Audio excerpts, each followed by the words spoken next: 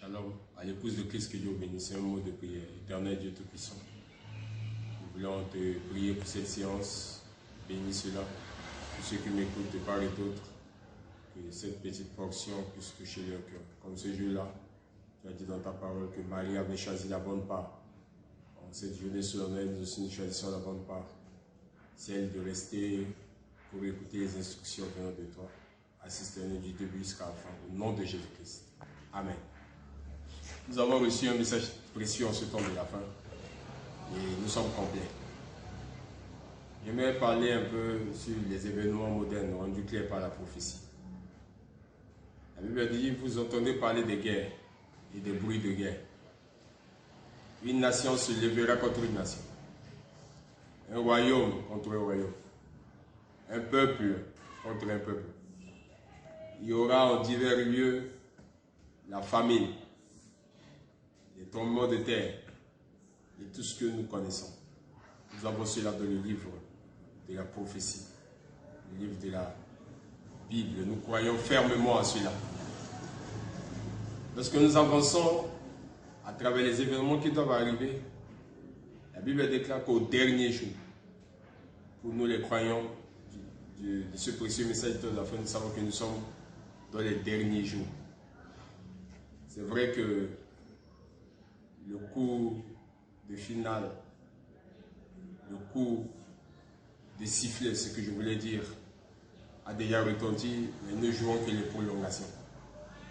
D'un moment à l'autre, ça peut être le débat. On va quitter ce monde rempli de péchés, ce monde rempli de haine, de convoitise, ce monde rempli de tout, ce monde rempli de traîtres. Nous allons devoir quitter cela. Et nous avons le plan entre les mains parce que Dieu nous a déjà révélé le plan. Donc nous ne sommes pas inquiétés par tout ce qui se passe, par-ci et par-là. Alors un véritable enfant de Dieu ne doit pas être inquiété par tout ce qui se passe, par les événements qui arrivent. Parce que Dieu n'a jamais été surpris par un événement. Avant que quelque chose puisse arriver, Dieu, il connaît l'issue de la chose. Il connaissait la fin avant le commencement. Toi qui m'écoutes, il connaît ta destinée, il sait ce que tu vas devenir avant de quitter cette terre des vivants. Lorsque nous voyons dans le livre de Timothée, la Bible dit encore que sache que dans les derniers jours, tout ça, je donne ces versets pour que je puisse savoir que nous sommes au temps de la fin, nous sommes dans les derniers jours. Sache que dans les derniers jours, il y aura des temps difficiles. Les hommes seront égoïstes, ingrats, irréligieux, amis de l'argent, emportés, rebelles à leurs parents, et tout ça, cruels, traîtres, enflés d'orgueil, aimant le plaisir plus que Dieu, ayant l'apparence de la piété, et régnant ceux qui ont fait la France. La Bible nous a parlé de ça. J'aimerais parler un peu de la Bible, parce que la Bible est la parole de Dieu prédisant les événements futurs. Et l'auteur de la Bible, Dieu lui-même, il recommande à tous les croyants, à tous les fidèles, de la lire et de croire chaque parole. Non pas juste une partie de cela. Parce que chaque parole est absolument une partie de Dieu. Le Dieu Tout-Puissant. Le Dieu qui s'est rendu manifeste, enveloppé dans sa parole pour montrer qui il est. Alors, j'aimerais recommander à tous les croyants de lire la Bible, la parole de Dieu, pour en savoir sur l'auteur de cette parole. C'est justement à cause de ça que chaque matin, nous envoyons à tous nos membres des paroles de méditation. Vous devez méditer sur cela. Parce que au fur et à mesure que nous ajoutons la parole nous a devenu la parole. Alors, comme la Bible est inspirée de Dieu par conséquent, aucune personne, aucun individu ne doit y ajouter quoi que ce soit sur les écrits de la Bible ou en retrancher quoi que ce soit. Parce que si vous le faisiez, vous allez torpiller la parole. Ce n'est plus la parole dans sa totalité. La parole doit rester pure.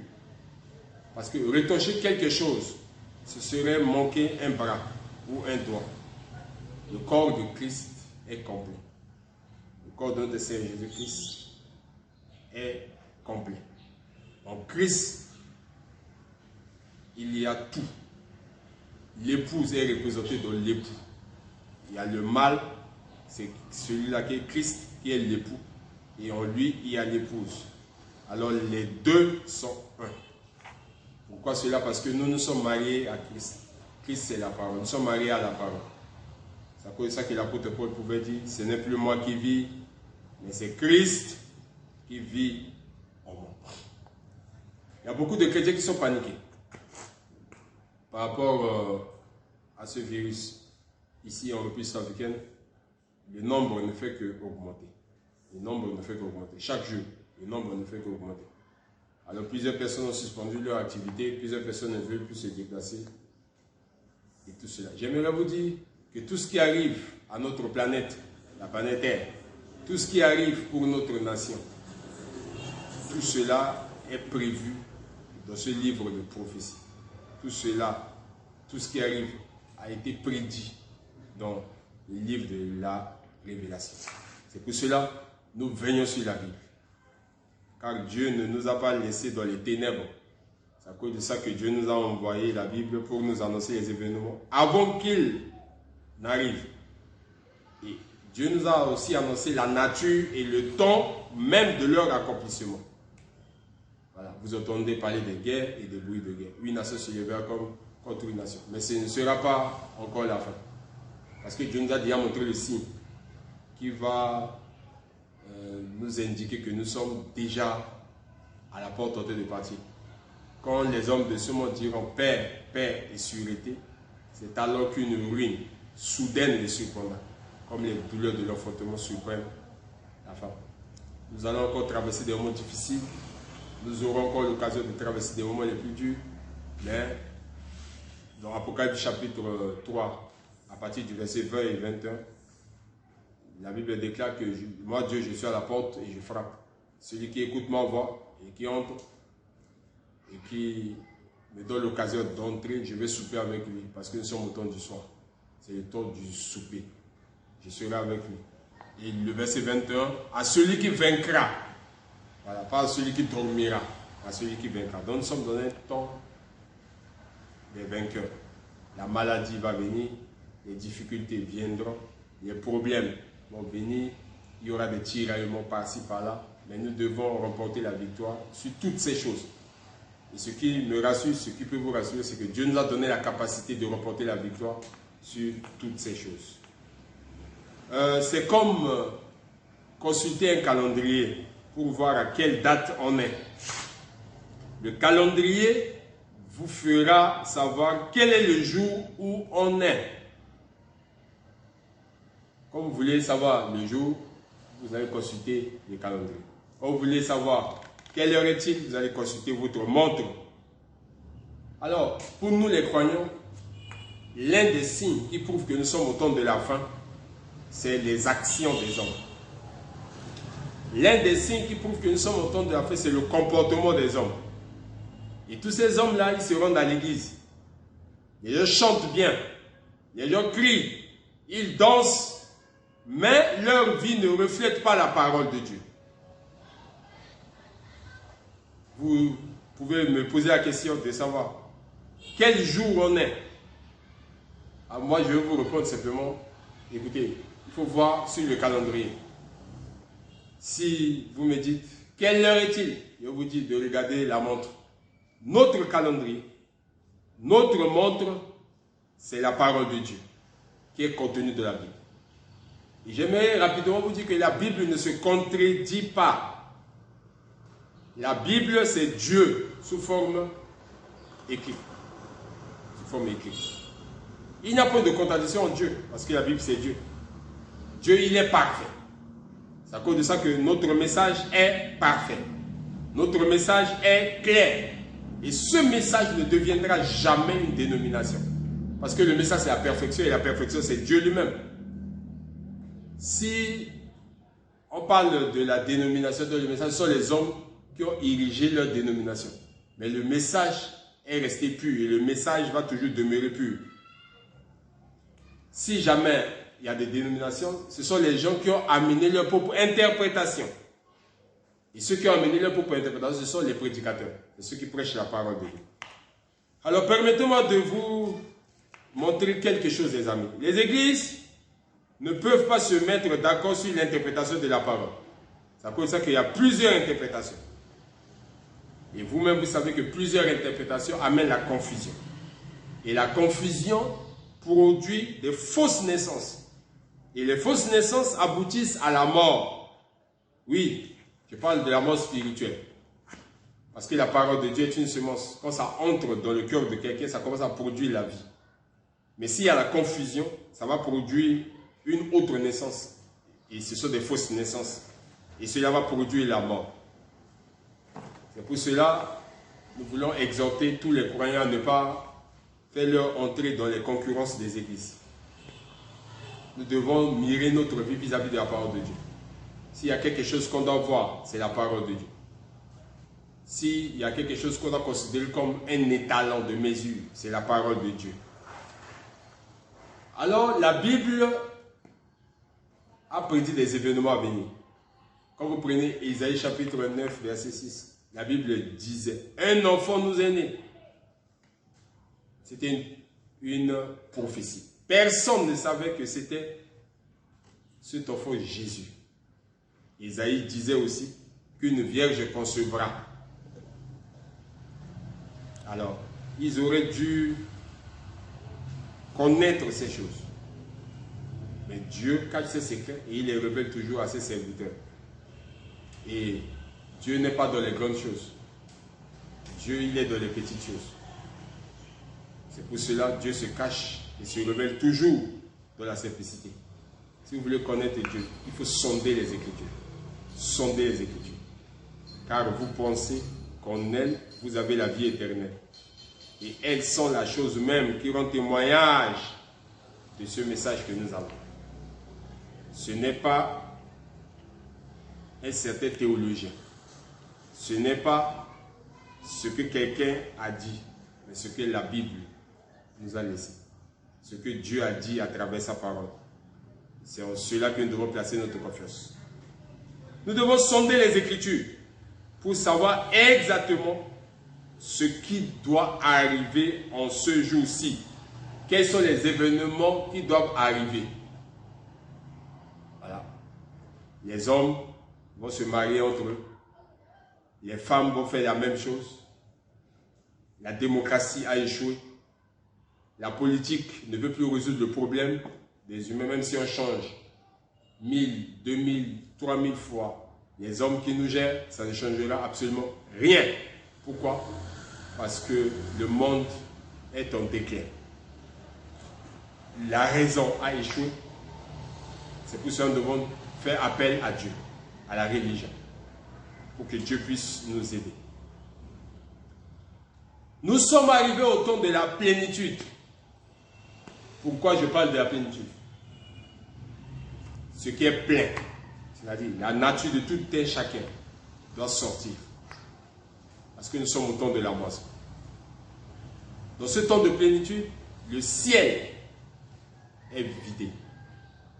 Et le ciel est sur la terre. Le ciel est vide, le ciel est sur la terre. Étant donné que le ciel est sur la terre, la bénédiction est sur la terre. La bénédiction spirituelle, la bénédiction matérielle, la bénédiction financière, la guérison de l'âme, la guérison du corps et toutes les bonnes choses. Toutes ces bonnes choses sont sur la terre. Toutes les promesses de Dieu qui devraient se réaliser dans la vie des enfants de Dieu. Ces promesses sont à notre portée parce que Dieu est sur la terre. Alors, étant donné que Dieu est sur la terre, Dieu habite dans les humains. Nous disons Dieu dans l'homme. Ou Dieu s'est fait chair et il habite dans une personne. Quand l'homme parle, c'est Dieu qui parle. Quand l'homme dort, il dort avec Dieu. Quand l'homme se réveille avec Dieu. Mais ce qui crée la confusion, et c'est très compliqué parce que le ciel s'est vidé, mais l'enfer aussi s'est vidé. Le diable aussi habite dans l'homme. C'est ce que les gens ne veulent pas écouter. Lorsqu'on dit Dieu dans l'homme, tout le monde pense que Dieu habite dans l'homme. Mais quand Dieu habite dans quelqu'un, la personne manifeste les fruits qui prouvent que Dieu est en lui. Si Dieu n'est pas dans une personne, c'est le diable qui prend la place. Le diable aussi habite dans l'homme. Pour qu'on puisse départager les hommes, tout en sachant avec quelle attitude que c'est Dieu qui habite dans l'homme ou bien c'est le diable, c'est à travers leurs fruits. C'est à leurs fruits que vous les reconnaîtrez. Nous sommes au temps de la différence. C'est le temps de l'amour parfait. Mais à côté, il y a aussi la haine qui a atteint son apogée. Nous sommes arrivés dans un temps où les enfants de Dieu doivent avoir suffisamment du courage. Mais à côté de ça, il y a le découragement qui ne dort pas et qui fait un travail propre. La majeure partie des chrétiens sont découragés parce que le diable, il ne se décourage pas. Ce sont les chrétiens qui sont découragés, mais le diable, il fait un travail correct, il fait un travail propre. Si le diable t'attrape, ta situation devient très difficile et compliquée. Alors, pendant que le combat fait rage, j'aimerais dire à tout et chacun qu'il y a un véritable combat entre le vrai et le faux. Ici sur la terre, il y a un combat entre le juste et l'injuste. Bref, un combat acharné entre Dieu et Satan. Si tu es du côté de Dieu, la victoire est certaine pour toi. Dans ce message, les événements rendus qu'il n'y a pas la prophétie, Frère Branham insiste sur l'amour. Parce que nous sommes au temps de l'amour. L'amour parfait. Parce que Dieu est amour. L'arme la plus efficace pour qu'on puisse combattre le diable, c'est l'amour. Parce que le diable, il ne peut jamais manifester l'amour. Le diable va toujours manifester la haine. Le diable veut ton malheur. Mais Dieu, il veut ton bonheur. Le diable n'aime pas l'amour. Si vous êtes du côté de Dieu, vous pouvez lire 1 Corinthiens chapitre 13, versets 1 à 8. Vous allez découvrir qui est Dieu. Dieu, il est amour. La Bible dit à la fin que les prophéties prendront fin. Les langues aussi disparaîtront. Pourquoi? Parce que nous connaissons en partie et nous prophétisons en partie. Mais quand ce qui est parfait viendra, et nous sommes au temps de la perfection, nous croyons que ce qui est parfait est déjà venu, l'amour va s'installer dans le cœur des enfants de Dieu, des véritables enfants de Dieu. Vous savez, les amis, par manque d'amour, il y a beaucoup de complications dans nos églises. Par manque d'amour, il y a la division qui s'est installée au sein de nos communautés. Aujourd'hui, il y a beaucoup de murmures dans nos églises. Tout ça, c'est par manque d'amour. Aujourd'hui, les prédicateurs dans une église locale se battent, ils se combattent. S'il y a des prédicateurs dans l'église, ils combattent le pasteur, ils veulent prendre la place du pasteur. C'est par manque d'amour. Les gens ne veulent plus être à leur place. Et si le pasteur aussi combat les prédicateurs, c'est par manque d'amour. Et vous savez, comme je l'ai dit, le diable il peut manifester tout. Le diable peut donner, le diable peut rire, le diable peut prier, le diable peut prêcher la parole. Mais s'il y a quelque chose que le diable n'arrivera jamais à manifester, c'est l'amour. Les amis, il y a beaucoup de camps et des clans au sein de nos communautés. C'est par manque d'amour. S'il y a beaucoup de gens qui souffrent dans les cellules de prison, c'est par manque d'amour. Parce que quand Dieu entre dans un cœur, Dieu stabilise ce cœur. S'il y a beaucoup de cadavres dans les morgues, quand vous allez dans les morgues, vous voyez, il y a beaucoup de cadavres. Tout ça, c'est par manque d'amour. S'il y a aussi beaucoup de malades dans les hôpitaux, c'est par manque d'amour. Les guerres, les mutineries, le génocide, les tueries, la panique dans le monde entier actuellement, tout ça, c'est par manque d'amour. Il y a aussi des mésententes entre les frères et sœurs, les mésententes dans nos foyers et des cas de divorce. Un homme qui abandonne sa femme et vice-versa. Tout ça, c'est par manque d'amour. J'aimerais avancer un peu, vous parler de la débauche dans l'église, l'adultère. Tout ça, c'est par manque d'amour. La Bible dit, n'aimez point le monde et les choses qui sont dans le monde. Celui qui aime le monde et les choses qui sont dans le monde, l'amour de Dieu n'est point en lui. Je parle de l'amour de Dieu. S'il y a des divisions au sein de nos églises et des prises de position à la hâte, des prises de position diaboliques et sataniques, c'est par manque d'amour. S'il y a un problème de compréhension, on ne se comprend pas, c'est par manque d'amour. C'est pour cela, pour que nous puissions avoir la stabilité, il faudrait qu'on puisse faire appel à ce grand amour, que l'amour de Dieu puisse s'installer dans nos vies, que l'amour de Dieu puisse s'installer dans notre cœur. Et quand l'amour de Dieu va s'installer dans notre cœur, la vie de Dieu, qui est la vie Zoé, va être en nous. C'est cela ma prière pour celui à qui on te de m'écouter. Que la vie Zoé visite chaque personne qui m'écoute. Que la vie de Dieu, la vie Zoé visite le monde entier. Que la vie Zoé, la vie de Dieu puisse entrer dans notre nation afin de résoudre chaque problème qui existe dans notre nation. Vous savez, très cher ami, le problème de notre nation, c'est un problème d'amour. Le problème qui existe au sein de nos foyers, c'est un problème d'amour. Si un homme pouvait aimer sa femme, si la femme pouvait faire la même chose pour son mari, il va y avoir la tranquillité, la paix. Parce que la Bible déclare que l'amour couvre une multitude de péchés. 1 Corinthiens chapitre 13, je vous ai donné ce verset, confirme ça, appuie ça, statue sur ça. L'amour supporte tout. L'amour croit tout. Quand l'amour va faire son entrée, l'amour va bannir l'injustice, la jalousie, la haine, l'orgueil, la prétention, la politique au sein de nos églises. Ça ruine nos églises. Nous avons aussi des prédicateurs qui sont fatigués, qui n'arrivent pas à chercher la face de Dieu pour connaître la volonté de Dieu et hausser le ton afin de redresser les gens. C'est aussi par manque d'amour. J'aimerais dire ceci, que nous avons tout dans ce précieux message. Il n'y a rien de caché. Tout est révélé. Tout est révélé dans ce précieux message. Chacun doit tailler sa vie. Et vous devez vous ajuster à ce grand patron qui est le Saint-Esprit. Et non essayer de tailler le patron pour qu'il s'ajuste à vous. Tout le monde doit faire cela. C'est l'unique façon pour Dieu de nous aider. Nous devons être fiers de notre patron, qui est le Saint-Esprit. C'est un juste juge. Il est le souverain sacrificateur de notre confession. C'est lui qui nous comprend plus que tous ceux qui sont à côté de nous. Les événements modernes rendus clairs par la prophétie. Toi qui es un jeune homme et qui m'écoute, tu n'es pas encore marié, tu dois être fier de toi. Tu dois glorifier le nom de Jésus-Christ. Et tu dois dire que Jésus-Christ, c'est lui ton ami. Parce que lui n'abandonne jamais ses amis. Dieu a réservé un avenir meilleur pour toi. C'est ce que tu dois dire.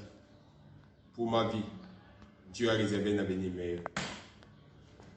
Je parle à une jeune fille qui m'écoute. Dieu n'est pas un Dieu de la vitesse ni de la précipitation. Il fait les choses en son temps. Toi qui n'es pas encore marié, ne te vautre pas dans le péché, ne vis pas dans la souillure.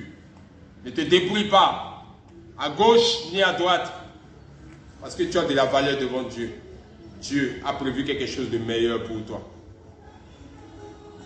Ce sont des conseils que nous devons donner à tous ceux qui prient dans nos églises.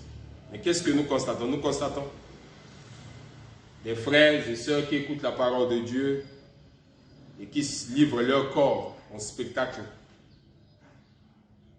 aux païens, à des incirconcis, aux courègues qui ne cherchent qu'à détruire. Les gens ont fait de la prostitution un métier. Et les gens ne veulent pas qu'on puisse en parler.